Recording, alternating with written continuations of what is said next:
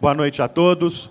É com imensa alegria que, no âmbito do programa Universidade Livre da Academia Mineira de Letras, recebemos nesta noite o professor Roberto Borges Martins para o lançamento de uma obra definitiva na história de Minas Gerais, Crescendo em Silêncio, a incrível economia escravista de Minas no século XIX, tese de doutorado defendida por Roberto Martins, que com esta casa também nutre laços históricos e afetivos.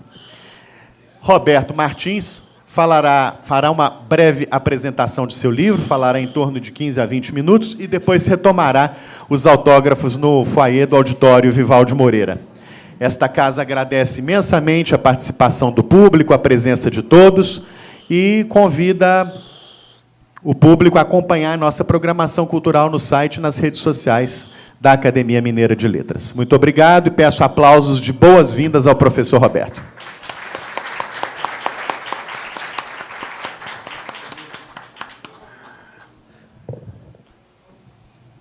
Boa noite.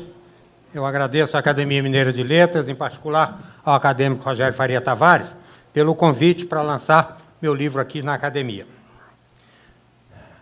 Eu agradeço a presença de todos e eu vejo aqui, muito emocionado, antigos professores, antigos alunos, colegas professores da FACE, colegas professores da UFMG e de várias universidades, vários dos melhores historiadores do Brasil, muitos expoentes da cultura mineira, colegas de trabalho, amigos queridos de Belo Horizonte e de várias partes do país, irmãos, cunhados, primos, minha filha Mariana,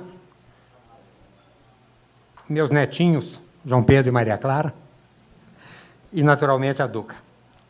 Eu agradeço ainda aos muitos amigos e colegas de todo o Brasil e também membros da elite da historiografia brasileira e do exterior que se fazem presentes por meio de mensagens carinhosas. Vocês podem ver, eu estou meio ofegante, mas eu estou garantido que estão aqui os meus fisioterapeutas e meu pneumologista. Então, eu estou garantido.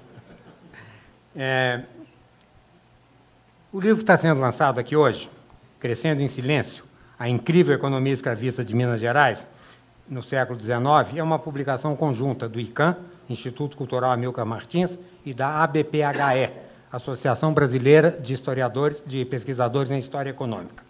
É, para mim, uma honra que instituições dessa envergadura, um importante centro de estudos sobre Minas Gerais e a sociedade científica que congrega o que o Brasil tem de melhor na pesquisa de história econômica, tenham se associado para publicar meu livro. O livro é a tradução da tese de doutorado em economia, Growing in Silence, The Slave Economy of 19th Century Minas Gerais, Brasil, que defendi na Universidade de Vanderbilt, nos Estados Unidos, em outubro de 1980.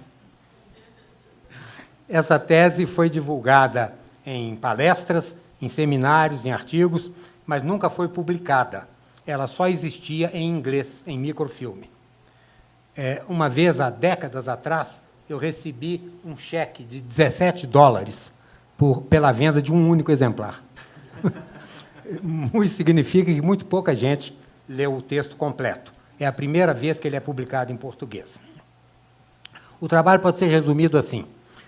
A história econômica clássica do século XX, ou seja, Roberto Simonsen, Celso Furtado e seus seguidores, diziam que, quando se esgotou o ciclo do ouro, no final do século XVIII, Minas Gerais entrou em colapso, com profunda decadência econômica, miséria da população, ruína das cidades e vilas e exportação dos escravos, agora inúteis, da mineração para a lavoura cafeeira do Rio de Janeiro e de São Paulo. A tese contesta frontalmente todas essas afirmações. Ela demonstra que, no início do século XIX, ao invés de estar em crise, a economia mineira era muito próspera. Em vez de exportar seus escravos, Minas era o maior importador de africanos do Brasil, talvez o maior da América. A grande maioria dos escravos mineiros do século XIX não trabalhava nem no ouro, nem no café, nem em nenhuma outra atividade de exportação de commodities para o mercado internacional. Os escravos mineiros eram empregados em uma economia diversificada, agricultura de alimentos, pecuária, fumo, algodão, processamento desses produtos e sua transformação em fubá, farinhas, queijos, fumo de rolo, tocinho, na produção de pano artesanal, ferro e artefatos de ferro, outras manufaturas simples, comércio e serviços. Esses produtos eram vendidos em seu próprio mercado interno e no mercado da vizinha capital do Império. Essa economia foi, portanto, diferente de todas as outras economias escravistas da América.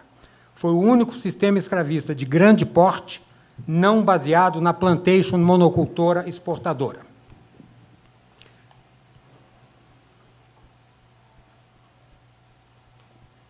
O caso mineiro foi único na história da escravidão moderna e desafia o antigo dogma da associação entre a grande lavoura exportadora e o trabalho escravo. Dogma esse que está presente em toda a historiografia da escravidão, no Brasil e no estrangeiro.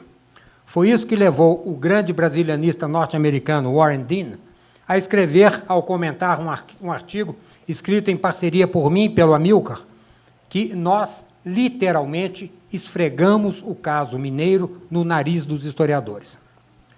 Surgindo em meio a uma historiografia que só falava em grandes senhores de engenho, barões do café, casas grandes imponentes, grandes escravarias, senzalas enormes, feitores, sinhazinhas e mucamas, a tese estabeleceu uma tendência nova, onde se passou a estudar a escravidão de pequenos plantéis, onde se produziam alimentos e manufaturas e serviços para os mercados locais ou vizinhos. A tese rompeu com o padrão dominante na historiografia, no livro escolar, na literatura, no cinema, na novela da Globo e no imaginário coletivo sobre a escravidão.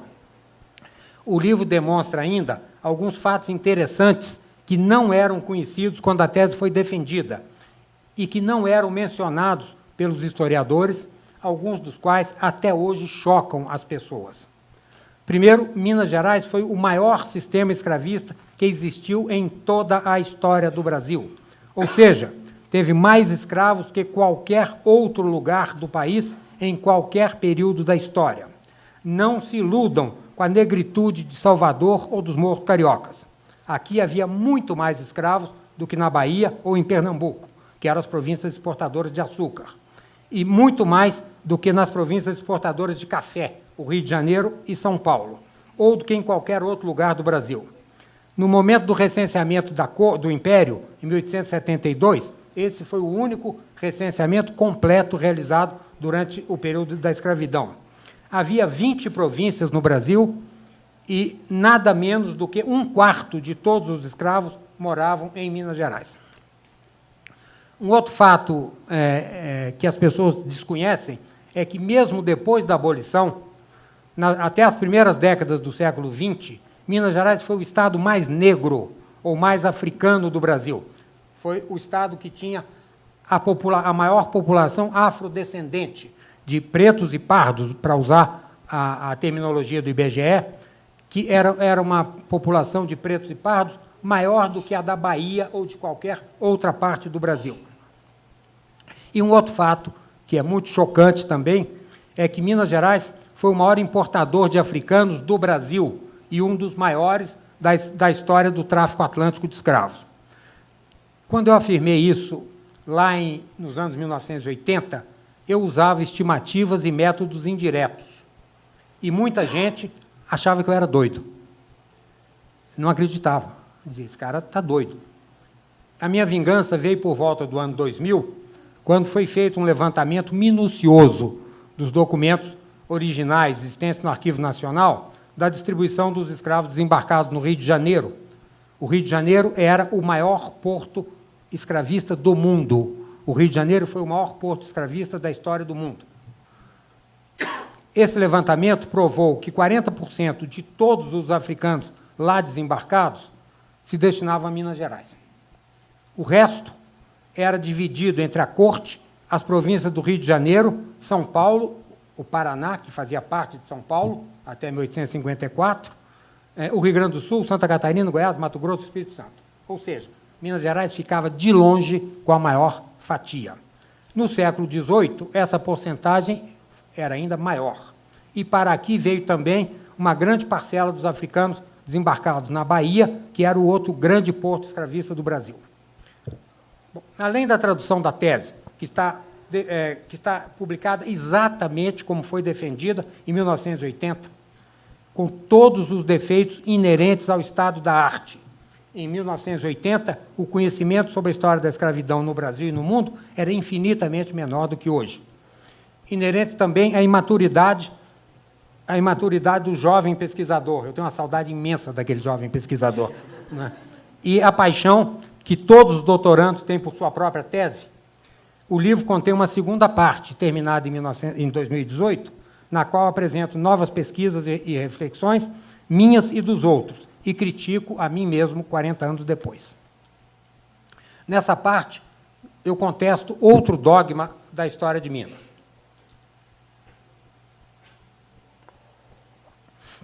Eu afirmo que a ideia de ciclo do ouro é uma noção equivocada. Demonstro que nunca existiu a concentração na mineração que é relatada pela história tradicional. A economia mineira do século XVIII também era muito diversificada, com agricultura, pecuária, manufatura, comércio e serviços desde os primeiros anos da colonização. A mineração de ouro era apenas um entre vários setores.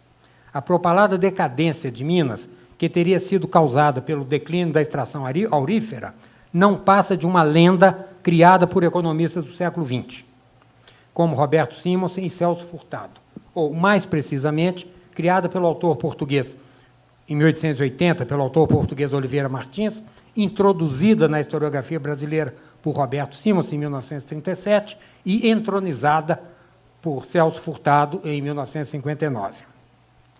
O cenário da diversificação ultra-precoce da economia mineira, que é a base para o descarte da tese da decadência, não é algo de minha autoria.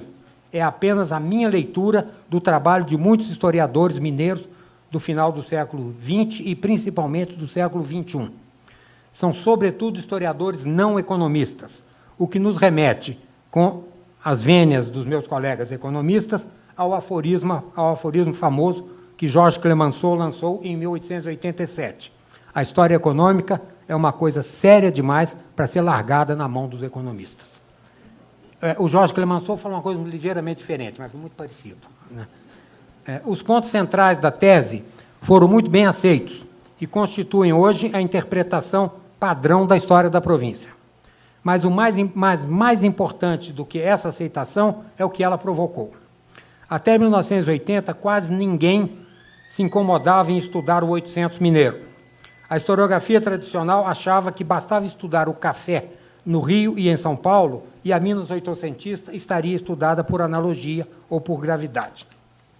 A tese resgatou Minas Gerais desse limbo, revelou uma identidade própria da província mineira, muito diferente daquela das províncias cafeeiras, recolocou Minas na agenda de trabalho sobre a escravidão, gerou pesquisas originais e coleta de dados primários em arquivos. Não é, Clotilde? Nós sabemos disso, né? O radicalismo de algumas das minhas posições gerou controvérsias. Surgiram críticas sobre vários pontos e debates que ainda estão muito quentes e ainda estarão por muito tempo, se Deus quiser. Mais do que o aplauso puro e simples, gosto de ouvir que ela provoca discussão até hoje. Eu gosto também do aplauso puro e simples, mas eu gosto muito de ouvir que ela provoca discussão até hoje. Eu fico feliz quando vejo um jovem mestrando criticar meu trabalho com maior atrevimento. É assim, é isso que deve ser feito, é assim que o conhecimento avança. Foi isso que fiz lá atrás, em 1980. Aquilo mudou a interpretação da história de Minas. Agora outros vão me criticar e vão mudá-la outra vez. Não há mais lugar para cardeais, oráculos e modelos inatacáveis e paralisantes, como aqueles do século XX. Como todo conhecimento novo, minha tese é um ponto de partida, não um ponto de chegada, porque isso não existe, graças a Deus. Para terminar, eu agradeço aos muitos colegas que aqui e no estrangeiro escreveram palavras gentis sobre o meu trabalho. Por ter ficado tanto tempo sem publicação, alguns mais generosos e mais exagerados chegaram a dizer que Crescendo em Silêncio havia se tornado um clássico inédito. Eu agradeço de coração, mas devo dizer que a palavra clássico me dá arrepios. Era essa palavra que eu usava, sempre entre aspas, lá em 1980, para escrachar a interpretação tradicional que eu queria destruir. Só espero que agora, ao deixar de ser um inédito, Crescendo em Silêncio não deixe também de ser um clássico. Muito obrigado.